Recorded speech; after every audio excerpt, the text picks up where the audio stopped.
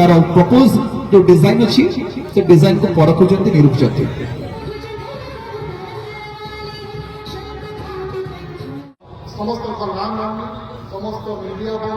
निश्चित भाव में ये एक स्वागत योग्य पदक्षेप भद्रक जिले में भद्रक सहर हूँ यार प्राण केन्द्र पुरातन सहर ऐतिह्य संपन्न सहर एवं ये जो रास्ता ये गोटे दिन में कलिकता रू माड्रास पर्यंत ये रास्ता रे लोक जीवासवा करथुले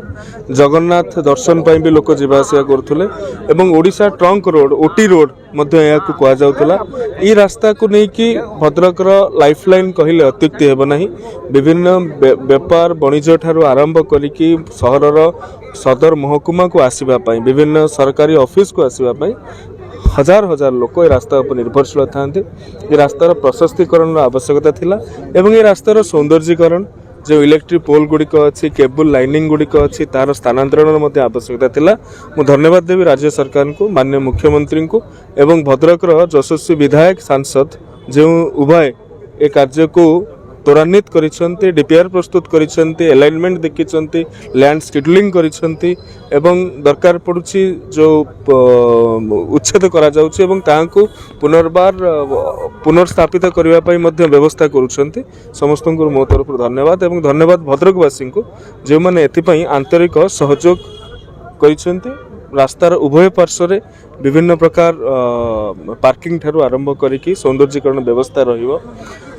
जेरियाट्रिक सेल्टर रहिबो जो वृद्धा वृद्धि माने जो भाव में आश्रय नहीं पारिबे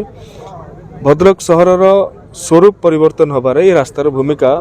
गुरुत्वपूर्ण बोली अनुभव कर आज भद्रक पई अंचल पई एक ऐतिहासिक एवं गौरव दिन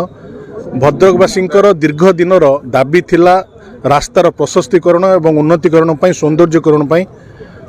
माँ भद्रकाली बाबा आखंडन को कृपारू आज से शुभ अवसर आसी पहुँची आज ये अवसर में ओडिशार आम दल जी श्रेष्ठ नेतृत्व राज्य सभापति श्रीयुक्त मनमोहन सामल एवं ओडिशा सरकार माननीय मंत्री श्रीमान सुजीवन सूरज उपस्थित होई तांको कर कमर आज ये भित्तिप्रस्तर स्थापन होईछि। आपण समस्ते जानिथिबे पूर्व सरकार केवल भाषण एवं कागज कलम रे लोक मानकु भद्रकवासी मानकु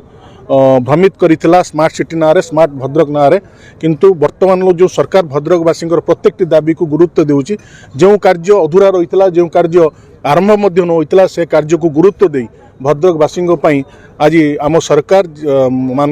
जी आम मुख्यमंत्री अच्छा मोहन चरण माझी नेतृत्व में आज गोटे पर गोटे कार्य को समापन कर निश्चिंत भद्रकवासी जो एक विकसित सहर स्वप्न देखी आगामी दिन में से स्वप्न निश्चिंत पूरा हे और आपण माध्यम कही रखुची जो उच्छेद प्रक्रिया जो दुकानी भाई मानकर दुकान भंगा जाइला निश्चिंत मुझे माध्यम कही रखुची प्रत्येक दुकानी को आम आगामी दिन में घर देवु से व्ययबराद और बंदोबस्त हो सारी निश्चिंत भद्रकवासी सहयोग रही आज एत बड़ कार्य हासिल जहाँ के 40-50 वर्ष हो पार नाला आज पर्यंत आज प्रथम थर कर भद्रक निश्चित से भद्रकवासी को साधुवाद और धन्यवाद ज्ञापन कर भद्रक सहर प्रति मिनिट रे हजार हजार लोक आसुच्चंती मो जन्मरू मैं भिड़ देखुची भद्रक सहर में निश्चित भाव में रास्ता आगामी दिन में भद्रक गोटे लाइफलाइन हम और निश्चित भाव में गोटे माइल खुंट हम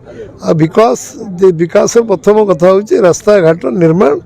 एवं जिते रास्ता बनो आज भारत वर्ष अभिवृद्धि 19 नंबर 4 नंबर में पहुँचे ड्यू टू आम इनफ्रास्ट्रक्चर भित्तिभूमि गुरुत्व आम दौरान आज जातीय राजपथ आज जो रास्ता आम कर भारत वर्ष में आज अद्वितीय रास्ता भारत वर्ष या रिवोल्यूशन वाजपेयी समय आरंभ होती और यशस्वी प्रधानमंत्री नरेंद्र मोदी कर रोड रिवोल्यूशन में भद्रक जिला रो जो आज